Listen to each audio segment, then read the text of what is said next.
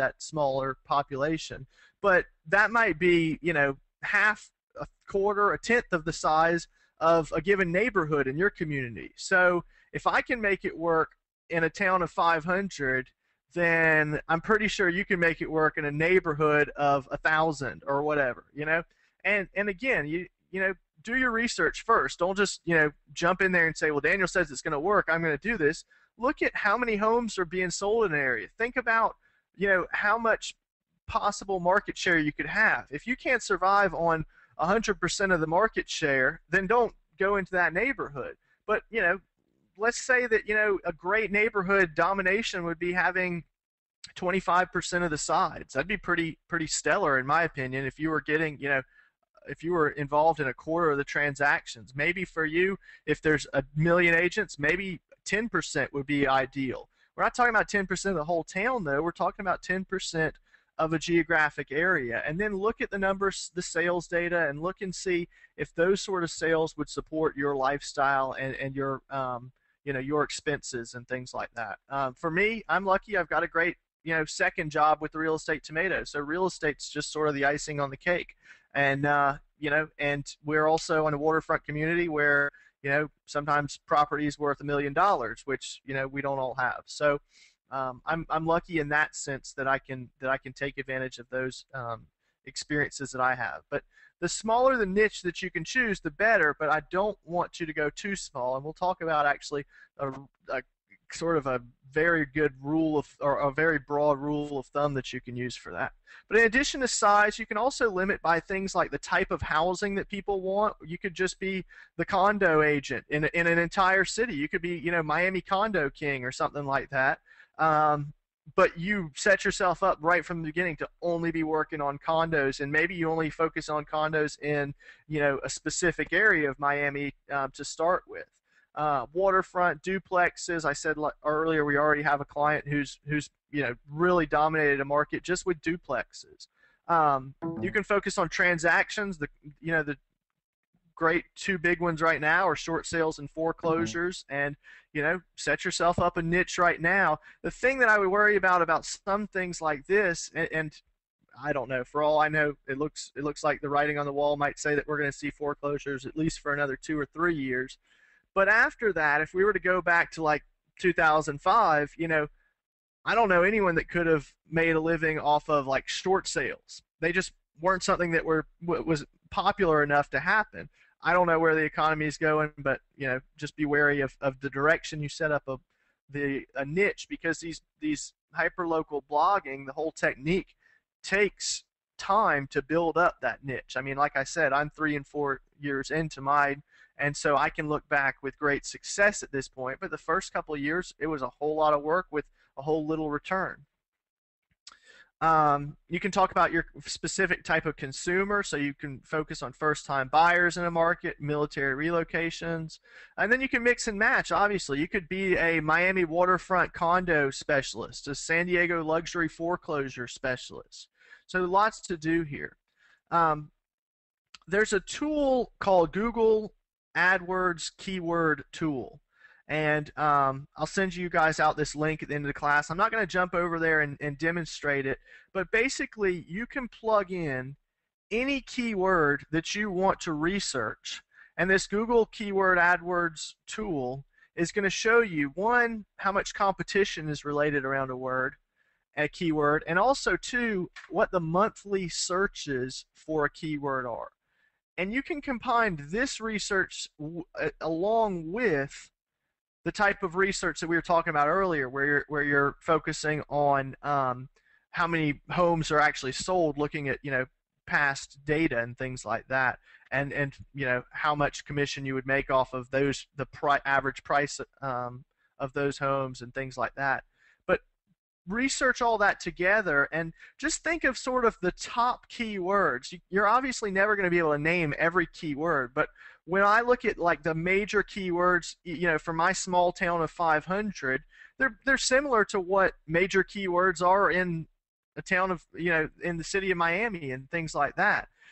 You've got McClellanville, South Carolina real estate, McClellanville real estate, McClellanville, South Carolina homes for sale, McClellanville homes for sale.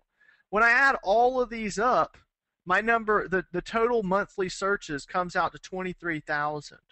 Okay, and so my best guess on how on proper niche size, if you really want to have great success of this, is coming up with a number that's between 20,000 and 200,000. Can somebody make it work on a, if they add up their top four numbers and they come up with 500,000? Can they make it work?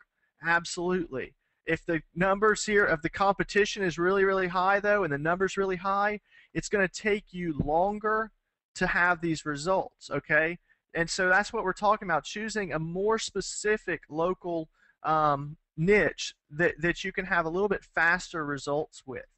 20,000 is awfully small. I mean, but again, the sort of my saving grace is that there's a lot of area outside of McClellanville that people search for with various ways.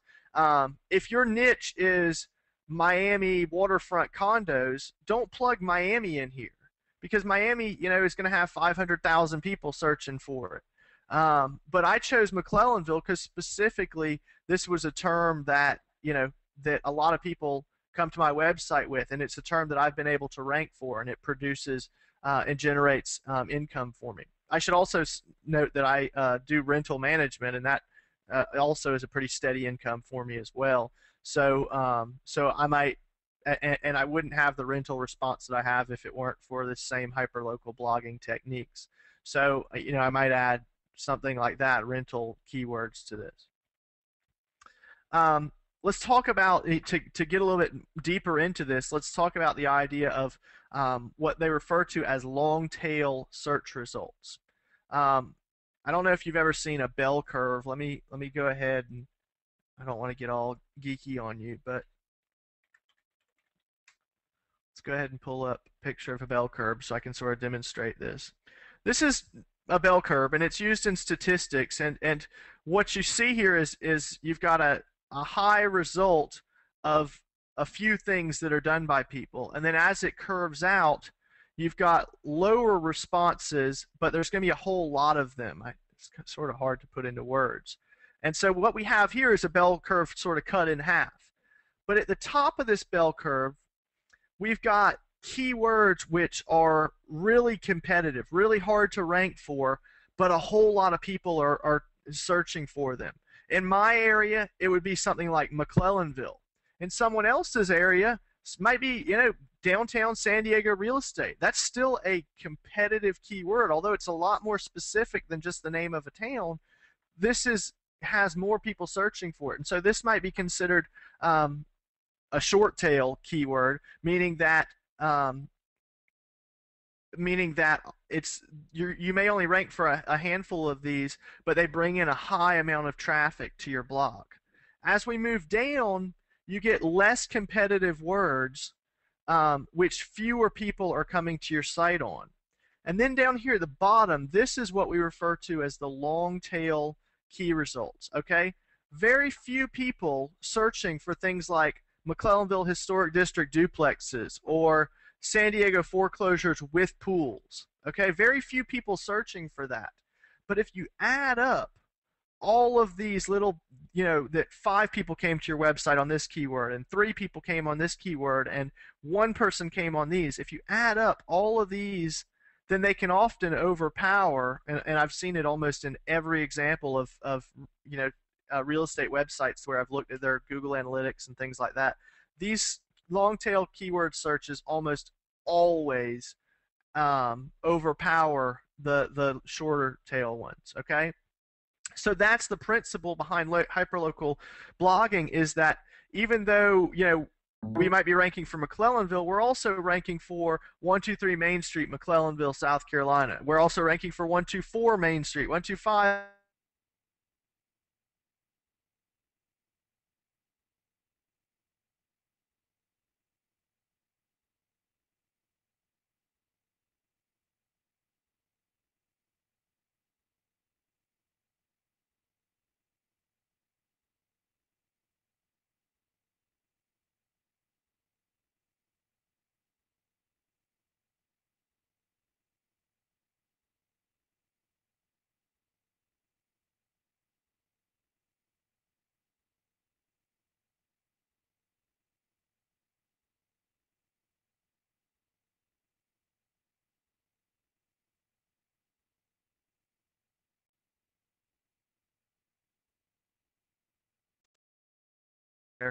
But basically, at the top of the blog here, I've got real estate topics. Okay. Then down here, I've got some topics that these would be found on any real estate blog. But then if we start talking about hyper local blogging, that's where we start opening up into writing about places, writing about events, writing about news. Okay. And that's what we're going to be talking about today. At the center of the topics is your community. It can be a neighborhood, a city, a niche, whatever we talked about earlier. Relating to that, we can talk about real estate topics on a hyperlocal blog. We might write posts on buyer tips, featured listings, open houses, mortgage info, market updates, seller tips, all sorts of ideas that are related to real estate. I don't think I need to spend any more time on real estate because you know what a real estate blog is already. You've seen examples of them. We see less and less examples of these hyper-local blogs, so that's what I want to spend more time on. But related to these real estate topics, you're also going to create some pages, okay? You should definitely have a home search feature on your blog. If you don't already have some sort of IDX, I would recommend going out and investigating it and spending the money on adding an IDX of some sort, because they can be a major lead generation for you on your blog. There's also custom property searches, okay? And wherein you do a custom search and you can create a page. For instance, you might create a page for Tampa waterfront condos under 300,000, luxury foreclosures in South Overton. Okay, you might create specific pages on your blog in which the custom searches have already been done. If you use an IDX like Diverse Solutions is a great example. You can embed those custom searches and actually get SEO credit for the words embedded in there. A lot of these IDXs you don't get SEO credit. Diverse Solutions is one that you do. You may also want to very well also want to create some additional pages related to like a CMA or a what's my home worth, seller services page, buyer services page. I sort of group all these together and call them the what's in it for me pages. This is what, if somebody's thinking about doing business with you, these are what they're going to go looking for, okay? And so you should have pages on your site where you talk about buyers and sellers services. Now we're going to go ahead and get down into these hyper-local blogging ideas, okay? And so the instances of places that you could write about, you might write about attractions in your community, businesses, restaurants, facilities, such as like libraries and things like that, schools, landmarks. All of these things is, when somebody buys a house, they're not just buying a house floating out there in limbo. They're buying a house because it's near the school that they want, or because it's got great restaurants in the area, or all the attractions that they love are nearby, okay? Or it's close to their job. That's what people, when they buy a home, this is what they're looking for. So let's start writing about these places. And for instance, the example of restaurants, everybody's got to eat. If you can build up relationships with restaurant owners and people like that who are in your community, then you're going to have done half your work for you, because a lot of times these are the people that are over here in the stories that are being shared across the table from them, and they might jump in there and suggest you as a person they want to do business with, or they may even let you do something small like be able to put your business cards in a prominent location in a restaurant because you've sent some businesses towards the direction of the restaurant owner. So some examples, writing about a post on about Flo's Diner on Route 6, the J&E Smith Building, Cherry Park in Rockville, A-plus tax returns. These are all types of places that you could write about which will indirectly drive business to you, okay? I mean, A-plus tax returns, that's a hard one to say that it might drive a ton of business to you, but it might, tax specialists or CPAs and people like that, they come across a lot of investors and people like that, and it might be a good idea for them to know your name as well. But